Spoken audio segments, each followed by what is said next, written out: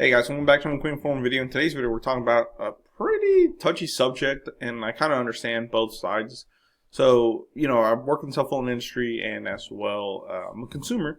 So let's get into today's video, guys. It says Verizon makes bold move to make it harder for customers to leave, and I believe other carriers will do the same. Let's get into it, guys, and talk about it. And like I said, we'll look at both sides of the coin. So it says over the past few months, Verizon has seen an uptick in the number of customers opting to switch to other phone providers.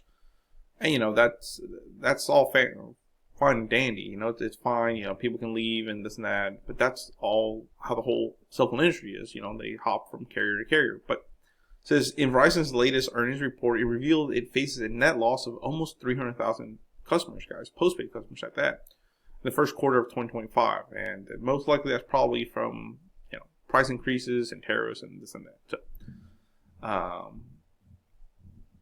it says the loss comes after Verizon issued several price hikes, and they sure did. They did price hikes, but it should be known it was mainly on the older plans, guys. But they did quite a bit of them. So frustrating customers who are already battling inflation and high cost of living, which is true, guys, here in the United States. If you're not from here, Verizon is the biggest carrier, and it's well known that Verizon is not the cheapest carrier. They have the best coverage, but other carriers are starting to kind of catch up. But still, to this day, Verizon has the number one coverage, and that's what they're known for, is their coverage and also their high price cost. But of course, now newer plans and different incentives can make the plan cheaper or better than other carriers. But in a lot of people's heads, you still have Verizon. You're thinking a high price cost. And that's just the thing. They have more towers, it just costs more money, so I do understand. It says during an earnings call on April 22nd, Verizon CEO Hans Vestberg admitted that recent price increases contribute to the starting decrease in customers during the quarter. And he says, and I quote, "We did have a slow start of postpaid phone net adds, largely driven by elevated churn due to recent price ups and pressure from the federal government accounts," said Vestberg. Verizon makes a desperate attempt to retain customers, and they have really good promotions right now to retain customers, guys. They're very aggressive right now, which is a good thing for the consumer. It says as Verizon struggles with fleeing customers, it is quietly pushing for the Trump administration to make it harder for customers to easily switch phone providers. So this is basically saying, and like I said, it's probably not just Verizon, guys. Other carriers, AT&T and T-Mobile, are probably doing the same. But it says on May 19th, Verizon officially submitted a request to the Federal Communications Commission to waive, or the FCC, to waive its requirement to follow its unlocking rule. And we'll get to what this rule is. The rule required Verizon to automatically unlock a phone a customer purchased after 60 days. So if you purchase a phone from Verizon, and this is true to like Visible and other Verizon owned phone companies, after 60 days, guys, and other companies do this too, like US Cellular and stuff like that, but after 60 days of you purchasing that phone, the phone will automatically unlock as long as it's not reported lost or stolen, and as long as there's no fraudulent activity on the account. It says allowing the customer to use that device on another phone carrier. So yes, guys, let's say you just bought an iPhone 16 Pro Max. After 60 days or 2 months, it'll get unlocked automatically, even if you're still making payments on it, and you can use it on another carrier. That's saying you can use another carrier. Are you supposed to, or should you? No. And we'll get into that in just a little bit. And sorry if I sound nasally, guys. I'm still getting over this cold. But it says Verizon was first required to adhere to this rule when it purchased licenses to use the 700 megahertz spectrum in 2008 and acquired TracFone in 2001. It says in this waiver request sent to the FCC, Verizon claimed that the rule has had unintended consequences that have contributed to criminal activity. So basically, this is what I'm going to tell you most likely what this means. And like I said, I do understand what the carrier is talking about and all these other carriers. Think about it. You just bought a $1,200 phone. After 2 months, you can use it with another carrier.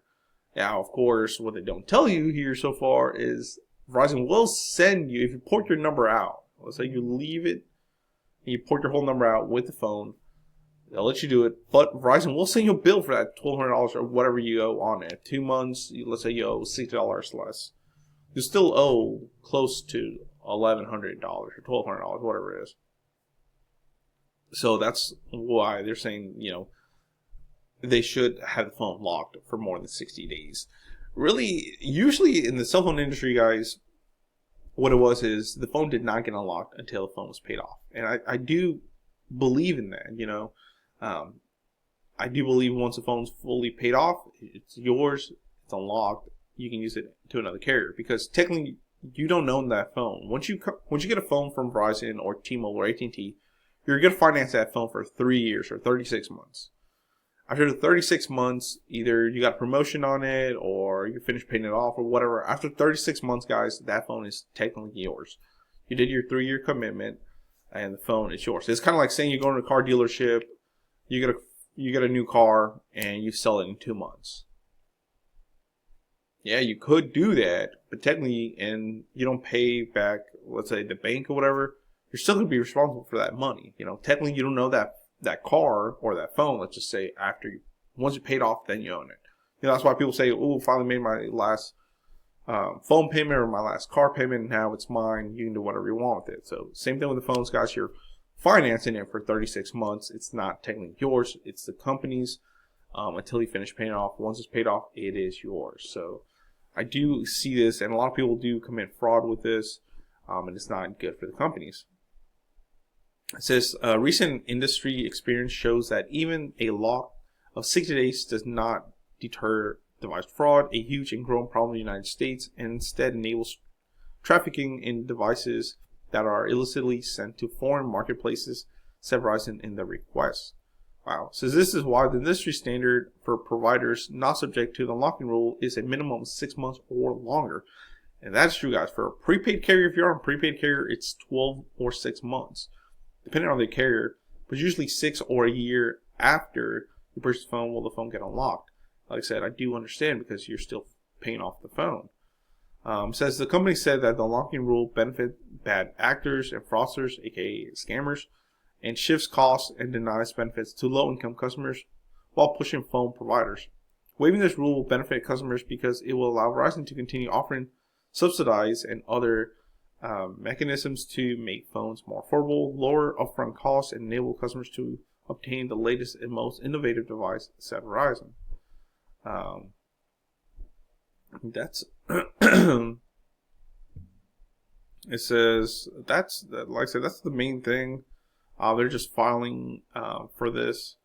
If you keep reading all this other stuff, and it's true, guys, because if there's a lot of bad actors or let's say scammers, and they're stealing money from a big corporation like Verizon or AT&T or T-Mobile, and you're selling it on the black market overseas, or just switching to another carrier, not paying the payment, and you're technically stealing the phone and making a profit or doing whatever you want with that.